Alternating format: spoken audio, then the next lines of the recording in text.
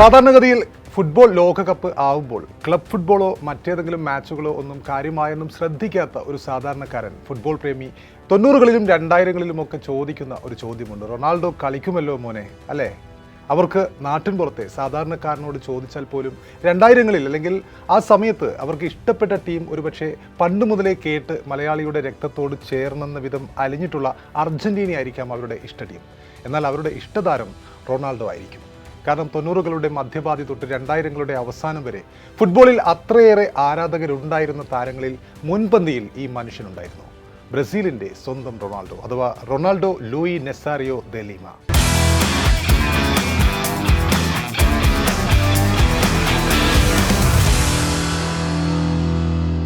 ലോക ഫുട്ബോളിലെ ഏറ്റവും മികച്ച താരം ആരെന്ന് ചോദിച്ചാൽ കഴിഞ്ഞ 10-20 വർഷത്തോളമായി ഏറ്റവും കൂടുതൽ കേൾക്കുന്ന പേര് ക്രിസ്ത്യാനോ റൊണാൾഡോയുടെയോ അല്ലെങ്കിൽ ലയണൽ മെസ്സിയുടേതോ ആകാം.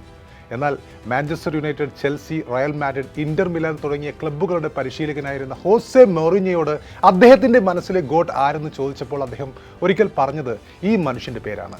തന്റെ got, greatest of all time, ബ്രസീലിന്റെ റൊണാൾഡോയാണ് ഹോസെ മൗറിഞ്ഞോയ്ക്ക്. ലോകം കണ്ട എക്കാലത്തെയും മികച്ച കാൽപന്തു കളിക്കാരിൽ ഒരാളായിരുന്നു ഒരു കാലത്ത് Ronaldo. FIFA world player of the year 3 തവണ കരസ്ഥമാക്കിയ, 2 തവണ ബലൻ ദി ഓർ പുരസ്കാരം നേടിയ താരം.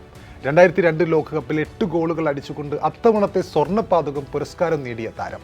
ഓരോ ലോകകപ്പ് ആവുമ്പോഴും റൊണാൾഡോയെ ഓർക്കാതെ എങ്ങനെ നമുക്ക് മാറി സഞ്ചരിക്കാനാകും? സ്ട്രൈക്കർ എന്ന പൊസിഷന്റെ അവസാന വാക്കായിരുന്നു റൊണാൾഡോ. എതിർ പ്രതിരോധ നിരയെ തകർത്ത് തരിപ്പണമാക്കുന്ന ഒരു ബുൾഡോസറായിരുന്നു അയാൾ കളിച്ചിരുന്ന കാലത്ത്.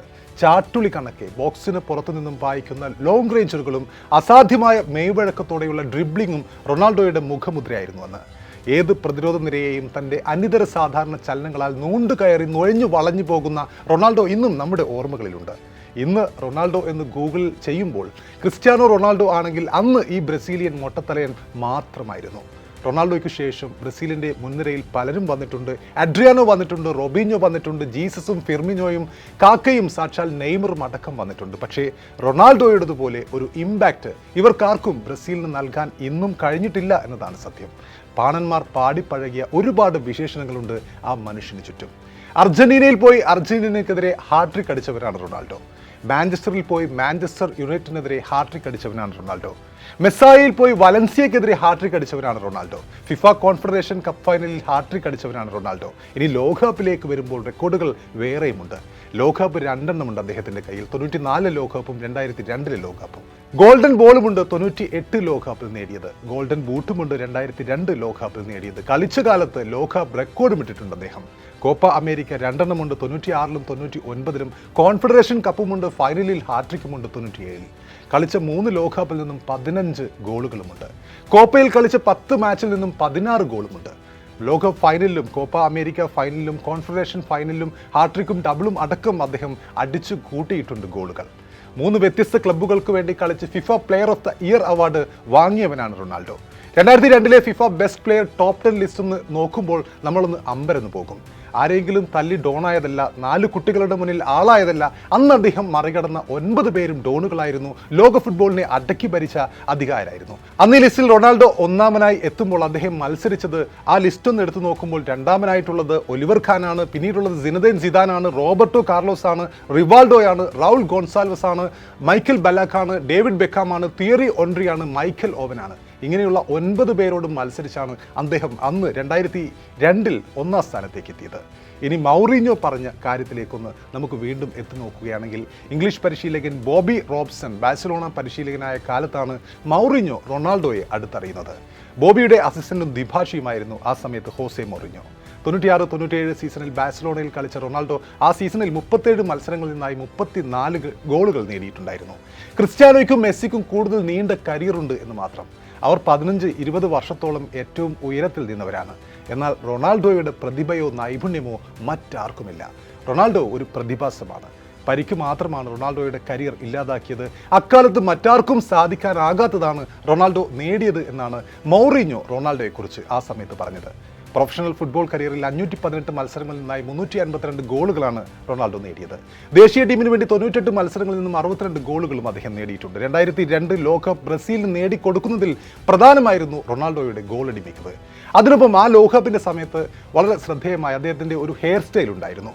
പിന്നീട് വർഷങ്ങൾക്ക് ശേഷം അതുമായി ബന്ധപ്പെട്ട് കൗതുകകരമായ ഒരു വെളിപ്പെടുത്തലുമായി പിന്നീട് അദ്ദേഹം വരികയും ചെയ്തിട്ടുണ്ട്. റൊണാൾഡോയുടെ ആ മൊട്ടത്തലയ്ക്കൊപ്പം ഇവിടെ തലയുടെ മൂർധാവിലുള്ള കുറച്ച് മുടി ബാക്കി വെച്ചുള്ള ആ ഒരു സ്റ്റൈൽ. വർഷങ്ങൾക്ക് ശേഷം ഈ 2002 ലോകകപ്പിലെ ഹെയർ സ്റ്റൈലിനെ പറ്റി പത്രപ്രവർത്തകർ ചോദിച്ചപ്പോൾ അതൊരു ഭയാനകമായ ഹെയർ സ്റ്റൈലായിരുന്നു എന്നായിരുന്നു റൊണാൾഡോ വർഷങ്ങൾക്ക് ശേഷം മറുപടി പറഞ്ഞത്. അതിനൊപ്പം അന്ന് വാശി പിടിച്ചുകൊണ്ട് തൻ്റെ ഹെയർ സ്റ്റൈൽ അനുകരിച്ച കുട്ടികളുടെ അമ്മമാരോട് അദ്ദേഹം ആ ഒരു അഭിമുഖത്തിൽ തമാശ രൂപേണ മാപ്പ് ചോദിക്കുകയും ചെയ്യുന്നുണ്ട്. തനിക്കും സഹകളിക്കാർക്കും ഒന്നും ഇഷ്ടപ്പെടാത്ത ഈ സ്റ്റൈലിന് പിന്നിലുള്ള രഹസ്യവും അന്ന് റൊണാൾഡോ വെളിപ്പെടുത്തുകയുണ്ടായി. നമ്മുടെ ഓർമ്മകൾ 2002 ലോകകപ്പിലേക്കാണ്. അന്ന് മാധ്യമങ്ങളിൽ മൊത്തം അദ്ദേഹത്തിൻ്റെ ഫിറ്റ്നസിനെ പറ്റിയുള്ള ചർച്ചകളായിരുന്നു. അതിൽ നിന്നും ശ്രദ്ധ തിരിച്ചു വിടാനാണ് ഈ പൊടിക്കൈ അദ്ദേഹം പാറ്റിയത്. നമുക്കറിയാം 98 ലോകകപ്പ് ഫൈനലിൽ പരിക്ക് കാരണം അദ്ദേഹത്തെ പുറത്തിരുത്തുമെന്ന ഘട്ടത്തിൽ പരിക്കൊക്കെ വകവെക്കാതെ അദ്ദേഹം ഫൈനൽ കളിക്കുകയും ആ സമയത്ത് ഫ്രാൻസ് റൊണാൾഡോയുടെ ബ്രസീലിനെ തോൽപ്പിച്ചപ്പോൾ അദ്ദേഹത്തിൻ്റെ പരിക്ക് ഒളിപ്പിച്ചു വെച്ചു എന്ന രീതിയിൽ ഒരുപാട് വിവാദങ്ങൾ ഉണ്ടാവുകയും വാർത്താ പ്രാധാന്യമൊക്കെ നേടുകയും ചെയ്തിരുന്നു. ഈ 2002 ലോകകപ്പ് വരുന്ന സമയത്തും അദ്ദേഹത്തിൻ്റെ പരിക്ക് ഒരു ചർച്ചാ വിഷയമായിരുന്നു. അപ്പോൾ അതിൽ നിന്നും മാറ്റിവെക്കാനായി, അതായത് മാധ്യമങ്ങളുടെ ശ്രദ്ധ മാറ്റാനായി ഇങ്ങനെ ഒരു ഹെയർ സ്റ്റൈലുമായി വന്ന റൊണാൾഡോ, അങ്ങനെ സമ്മർദ്ദങ്ങളില്ലാതെ അദ്ദേഹത്തിന് ആ ലോകകപ്പ് കളിക്കാനായി എല്ലാവരുടെയും ശ്രദ്ധ അദ്ദേഹത്തിൻ്റെ ഈ സ്റ്റൈലിലേക്ക് വന്നപ്പോൾ അദ്ദേഹം കൃത്യമായി ഡെലിവർ ചെയ്ത ഒരു ലോകകപ്പായിരുന്നു 2002 ലോകകപ്പ്.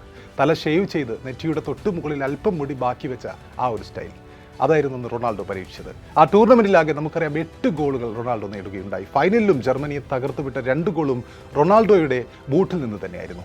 ഏതായാലും മറ്റൊരു ലോകകപ്പ് വരികയാണ്. ഈ അവസരത്തിൽ റൊണാൾഡോയെ ഓർത്തില്ലെങ്കിൽ പിന്നെ എന്ത് ലോകകപ്പ്. റൊണാൾഡോയെക്കുറിച്ച് മറ്റൊരു ഇതിഹാസ താരമായ സിനദൈൻ സിദാൻ പറഞ്ഞത് ഒരിക്കൽ കൂടി ഇവിടെ പറയാമെന്ന് തോന്നുന്നു. Ronaldo is a phenomenon, not just for me but for everyone. He will always remain unique. You wanted to do everything to be his friend, but you had to see him in training. It was unbelievable. Some players would stop playing just to watch him. What he produced in training was as beautiful as what he did in matches. Ronaldo ഒരു പ്രതിഭാസമാണ്, എനിക്ക് മാത്രമല്ല എല്ലാവർക്കും. അദ്ദേഹം എപ്പോഴും അതുല്യനായിരുന്നു. നിങ്ങൾക്ക് അവൻ്റെ സുഹൃത്താകാൻ പലതും ചെയ്യേണ്ടി വരാറുണ്ടായിരിക്കാം, പക്ഷേ പരിശീലന സെഷനുകളിൽ നിങ്ങൾ അവനെ ഒന്ന് കാണണം. അവിശ്വസനീയമായിരിക്കും അയാളുടെ പ്രകടനം. ചില കളിക്കാർ ആ പ്രകടനം കാണാൻ വേണ്ടി മാത്രം കളി മതിയാക്കി റൊണാൾഡോയെ നോക്കി നിൽക്കുന്ന ഒരു ഘട്ടമുണ്ടായിരുന്നു. പരിശീലനത്തിൽ അദ്ദേഹം സൃഷ്ടിച്ചത് മത്സരങ്ങളിൽ ചെയ്തതിനേക്കാൾ മനോഹരമായിരുന്നു എന്നാണ് സിനദൈൻ സിദാൻ ഒരു കാലത്ത് തൻ്റെ സഹകളിക്കാരനായിരുന്ന, റയലിൽ ഇരുവരും ഒന്നിച്ചുണ്ടായിരുന്നു, ഒരു കാലത്ത് തൻ്റെ സഹകളിക്കാരനായിരുന്ന റൊണാൾഡോയെക്കുറിച്ച് പറഞ്ഞത്. അപ്പോൾ റൊണാൾഡോയെ ഓർക്കാതെ എന്ത് ലോകകപ്പ്.